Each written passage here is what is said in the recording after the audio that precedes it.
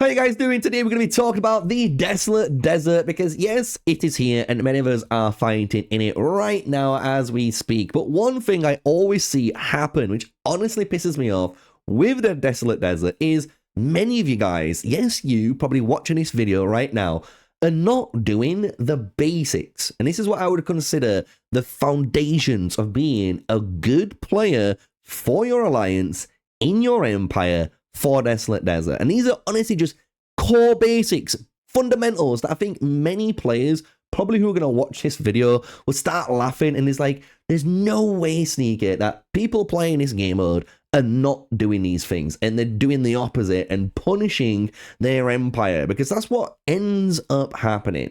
If you don't do what a lot of these tips and tricks are going to be in today's video, you'll realize you're going to give away so many points to the enemy, and we just don't want that to happen. So before we go in, smash a like, comment, and subscribe. And I do want to shout out to Prometheus from Empire 206 because he did reach out on Discord and honestly wanted to support the channel directly. Obviously, support the account from all of the efforts that we've been doing for this whole year, and honestly donated a little bit to me through PayPal. So thank you very much, dude, for that donation. As you guys know, I love it. I can't believe you guys have got the best community here in Age of Empires Mobile. And I want to say thank you for every single one of you that watch the videos, hits the like button, hits the comments button, shares the video around in your empires, because without you guys, I wouldn't be able to do this as a full-time career. So thank you very much. And with that, let's get into the fun stuff. How to be actually kind of like a pro in this game mode instead of being an absolute dog shit player costing your empire tons of points, right? Because the first thing is, you'll notice, right, and this is a really sad thing to explain, but the map is split up into basically 3 zones, right? It's 3 zones, and one of those zones are super important for you, right? You can see we've got the same thing here with like lower power players bubble if you're AFK. If you can see, safe to AFK farm in zone 1. Those are the things that you need to remember, because when you're playing in the Desolate Desert, if you're going offline, let's just say you're going to go to sleep, right? Or you might be at work, right? And you're not going to be at the game for quite a few hours, so you don't know what's going to occur. You should be teleporting in here. Teleport into zone 1. There's nothing wrong with it, because you're going to be able to teleport into here, be safe for one, and more importantly, you're going to be generating points, which you keep forgetting. You're going to be able to jump into these little areas, right, and claim these gathering tiles as you've killed, obviously, your tribes for the day. And with this, you are going to get points for farming in the Desolate Desert. And that's going to help you tremendously over the long period of time. Plus, you're going to need those resources for fighting, because you're going to need to heal and obviously train troops. So in Zone 1, it's fundamental for every player. Honestly, I can't stress this enough. If you're going offline and you're not going to be on and you want to go to sleep, whatever it is, if you're honestly the average player playing this game, get into your Zone 1. Like, this is a message from your officers and your empire saying this through me right now. Get into fucking Zone 1, because there's no other way of putting it. You are costing empire points massively, and I can actually show this happening right now, because if we go into, for example, this area, right, we jump into the war zone, right? This is our enemy, right? We had an ally just in this little pocket here, and that is because they had people, for some reason, farming in this zone. And if you are farming in this zone, or you're a lower power player in this zone, and you get caught out like this, you're open to getting attacked, and you're asking for it right now, right? Which is kind of a big thing. Don't do that. Don't be one of those players. I want you guys to be good and obviously push forward for your alliance in your empire and win that Desolate Desert, right? At the end of the day, right? It's as simple as that, right? But obviously you can't just be in Zone 1, right? So what you can do is learn. There is some Citadel shield mechanics that I think many free-to-play players and low spenders just don't abuse, and they just clearly don't understand how shields work in the game, right? So firstly, as you guys know, you can go into the Citadel, buffs, and garrison area, and you can apply a peace shield. And you can see I've just recently done one, right? And during this, I am in the protection status, right? In the protection status, right, enemies will not be able to scout or attack your Citadel during this period. Fantastic. We're not going to get attacked, right? This is because right now our war state is neutral. We're not in any hostile attacks. We're not actually being an aggressor. You can click on this and you can see how you can enter different states of area. So players at war cannot use a peace shield, right? In order to be in a state of war, this is any aggressive action in game. So that means if I, for example, go around here and I scout this player, you can see it's going to end my protection state, right? This is the same if I'm going to go and join an offensive rally to attack a flag. This is also if I'm going to, for example, if this tribe thing here was an enemy player, if I went to attack this player, that's also going to end my protection state. So everyone should know that, right? But it doesn't break if you are a defensive player. And that is a very important thing for free-to-players and low spenders to understand.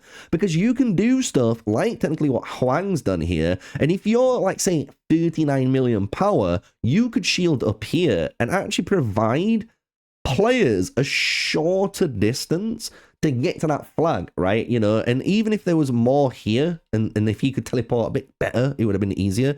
But you're giving people ways to, hop between cities and then get into this city to get into the desert flag while shielded, so you can't be punished for it.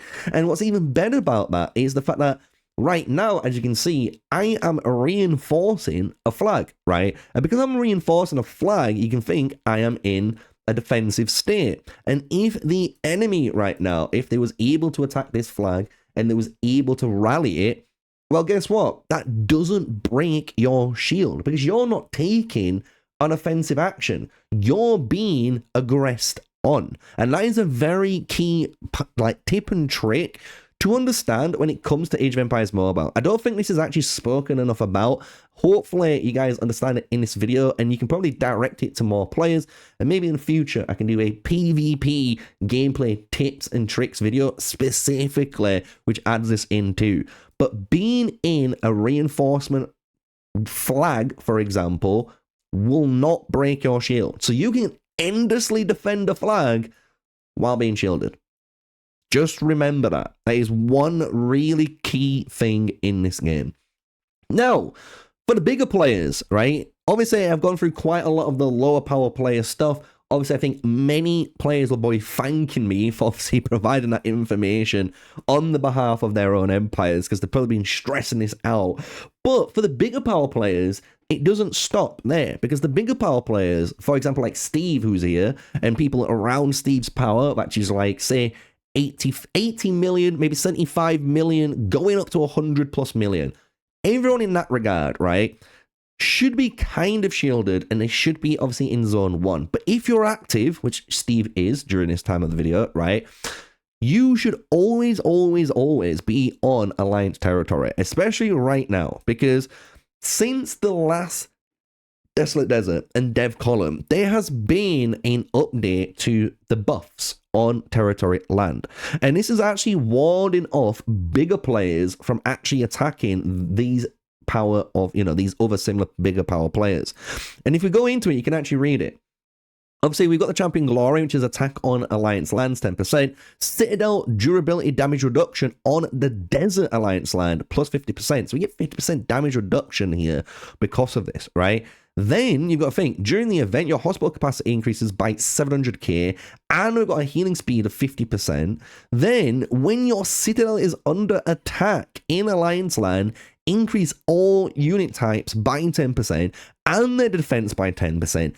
And the rate of gravely wounded units is also reduced by 5%. So then it takes them even more time to attack you, and you've got more stats than you normally would have, right? So this is just showcasing a really good and important tip and trick I think many people have probably overlooked as a stronger power player now that you can be a little bit unshielded, but make sure if you are, you're active, because you are going to have these buffs. It is going to give you a bit more of an advantage.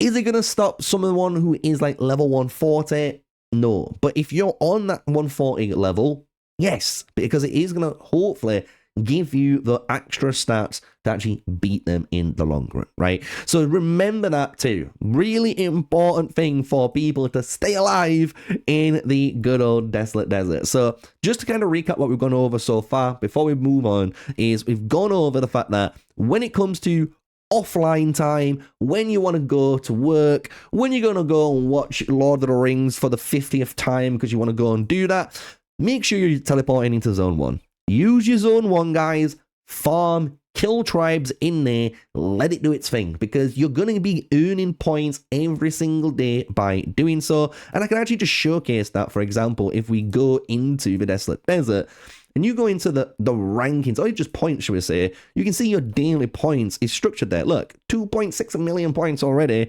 from this morning. I've already got from just gathering resources. And then I've got Pillar City, we've got the exploration. Now we've got to do some tribe elimination, and that'll get us up even more. And then once we've done our 5 million in the Tower of Rotation, we've got some good points for today, right? And that's all because of doing what we've been told and farming and doing shit in Zone 1. So remember that. If you're a lower power player, don't feel bad teleporting in there. Even if you're a higher power player, teleport in there. It saves you a shield, dude. And you might have a shit ton more teleports than you do shields. And it's, you know, pretty much more efficient to do that for you, right?